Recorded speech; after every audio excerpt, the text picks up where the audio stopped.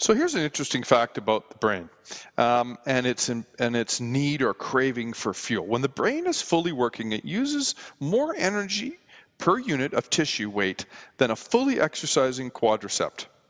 It, it gobbles up about 20% of the body's energy, even though it's only about 2% of the body's weight. So, in fact, the brain, and this is where we talk about the issue of multitasking and how much a person can be attentive at any particular moment. The human brain cannot simultaneously activate more than 2% of its neurons at any one time. More than this, and the brain's energy supply becomes so quickly exhausted that in fact you will faint. So what is that energy supply? Well, it's glucose. It's a type of sugar that's one of the body's favorite resources. Glucose and other metabolic products are absorbed into the bloodstream via the small intestines.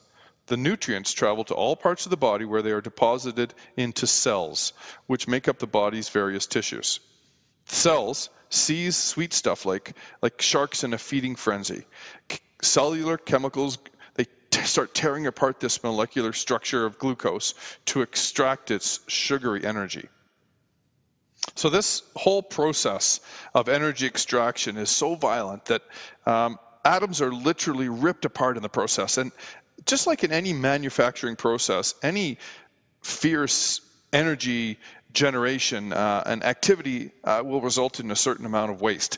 And in the case of food, this waste consists of a nasty pile of excess electrons that are shredded from the atoms in the glucose molecules. So left alone, these molecules are going to slam into other molecules within the cell. They're going to transform them into some of the most toxic substances known to humankind.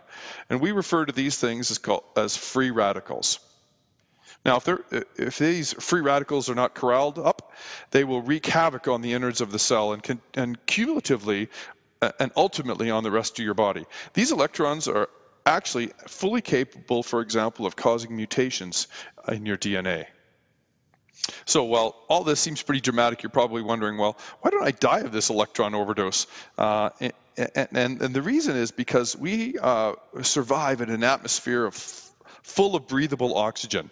The main function of oxygen is to act like an efficient electron-absorbing sponge. At the same time the blood is delivering glucose to those tissues, it's also carrying these little oxygen sponges, and any excess electrons that are absorbed, any excess electrons in the blood system are absorbed by the oxygen, and after a bit of molecular alchemy, they're transferred into this equally hazardous but now fully transportable carbon dioxide.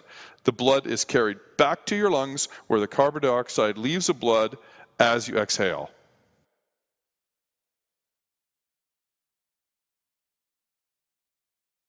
Created using Powtoon.